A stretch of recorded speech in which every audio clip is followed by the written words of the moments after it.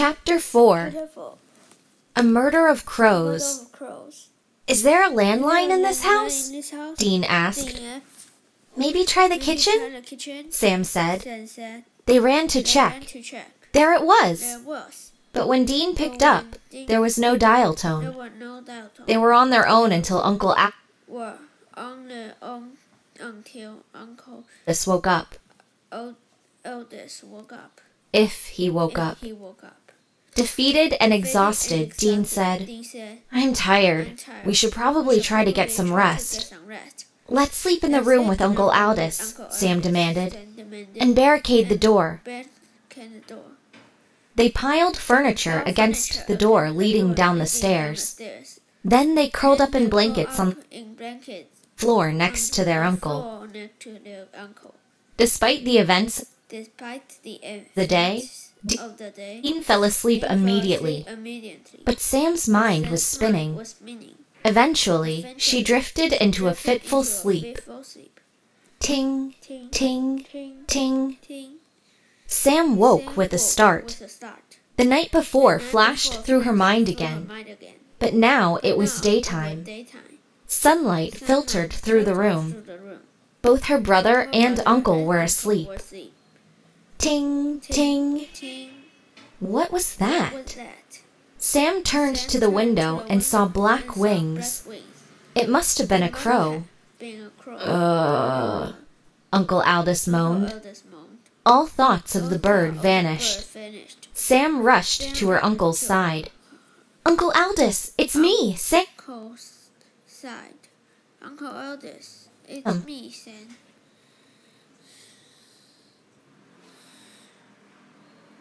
Dean woke with a start and cried, He's awake? Yes, Sam answered. I'll get him some water, Dean said, jumping up. Yes, water. But listen. Uncle Aldous struggled to speak.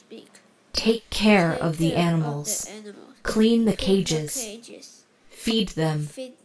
The outside enclosures too. Before sundown.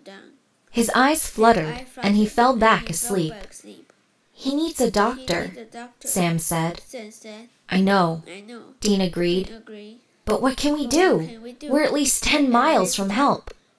Defeated, Sam replied. I guess all we can do now is listen to Uncle Aldous and take care of the animals.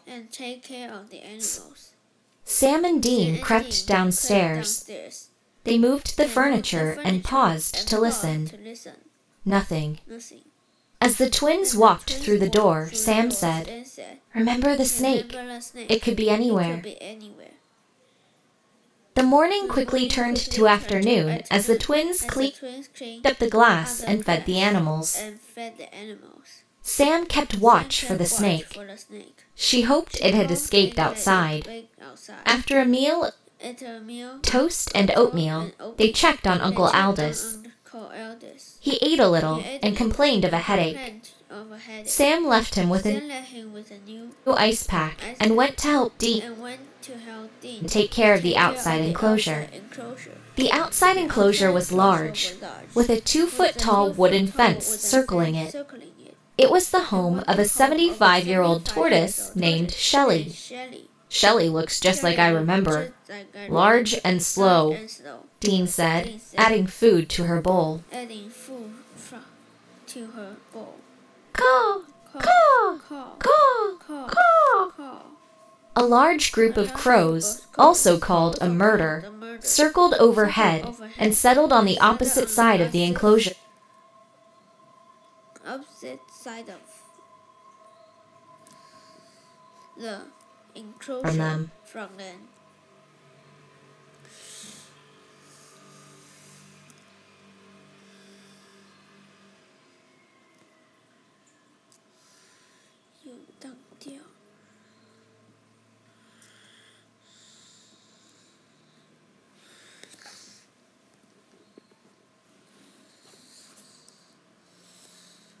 Is it me, or are the crows studying us? Asked Dean. Maybe they just want some food, Sam replied, tossing a handful of animal pellets to the crows. held it to the crows. The birds gobbled them up quickly and kept their watch. Near dusk, the chores were finally done. Besides the crows, nothing unusual had happened. Sam hoped it stayed that way. Maybe the events of last night had logical explanations. Uncle Aldous was sitting up in his bed by the time Sam went to check him. You're up. Are you feeling better? Sam handed him a glass of water. Her uncle took a long drink. Much better, but dizzy. Broken arm is okay too. Dean and I did all the chores. We cleaned up the glass too. Sam straightened the pillow under her uncle, preparing herself for what she needed to ask. How did you hit your head? She finally asked. I fell, was all Uncle Aldous would say. Now lock the doors and do not go downstairs after dark. The sky had already turned shades of orange. Soon it would be dark.